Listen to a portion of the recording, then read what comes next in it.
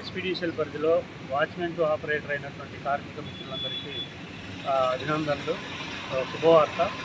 ఈరోజు watchman to operator అయినటువంటి 5 జిల్లాల్లో ఉన్నటువంటి కార్మికులందరికీ కూడా యాజమాన్యం పాత ఆపరేటర్ల మాదిరిగానే 27,500 వేతనాలు ఇచ్చున్నారు. కాబట్టి గత 4 సంవత్సరాలకు పైగా మనం వాచ్మెన్గా పనిచేసే ఆపరేటర్ అయిన అప్పటి నుంచి అందరికీ పాత ఆపరేటర్ల మాదిరిగానే వేతనాలు ఇవ్వాలని చెప్పేసి అనేక రూపాల్లో మనం యాజమాన్యం అదేవిధంగా పైన ఉన్నటువంటి అధికారులందరూ మనం తీసుకెళ్ళాం, ఒత్తిడి చేసాం. ఫలితంగా ఈరోజు యాజమాన్యం ఉత్తర్వులు ఇచ్చింది. యాజమాన్యానికి కృతజ్ఞతలు. ప్రస్తుత సీఎండీ గారికి అదేవిధంగా మొన్నటి వరకు ఉన్నటువంటి సీఎండీ గారికి కూడా కృతజ్ఞతలు. అదేవిధంగా ఎస్పీడీసీఎల్ అధికార యంత్రాంగానికి కూడా కృతజ్ఞతలు, ధన్యవాదాలు తెలియజేస్తా ఉన్నాం. ఆలస్యమైనప్పటికీ న్యాయం జరిగింది.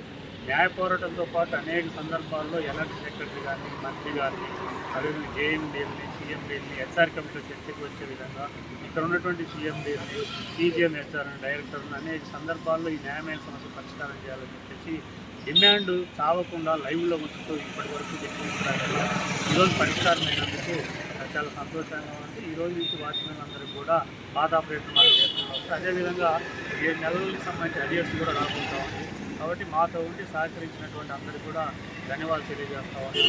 అనంతపూర్ జిల్లాలో మేము మీటింగ్ పెట్టి 4 సంవత్సరాల క్రితం ఆపరేటర్లకు వెళ్ళాలో వద్దా అనేటువంటి మీమాంసలో ఉన్నప్పుడు, అనుమానంతో ఉన్నప్పుడు వాళ్ళందరికీ చెప్పాము, ఎప్పటికైనా కూడా మీకు ఇతర ఆపరేటర్ మాదిరిగానే వేతనాలు వస్తాయి.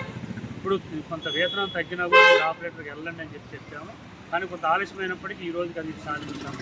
కాబట్టి ఇప్పటివరకు మాతో నడిచినటువంటి అందరికీ కూడా ధన్యవాదాలు, అభినందనలు. ఏఐటీసీ అనుబంధ కాంట్రాక్ట్ వర్కర్స్ యూనియన్కి మీ అందరూ కూడా సహకరించండి, సభ్యులుగా చేయండి, బలోపేతం చేయండి. కాబట్టి భవిష్యత్తులో ఏ సమస్య వచ్చినా కూడా మీ సమస్య పరిష్కారం కోసం ఈ సందర్భంగా తెలియజేస్తాము. జై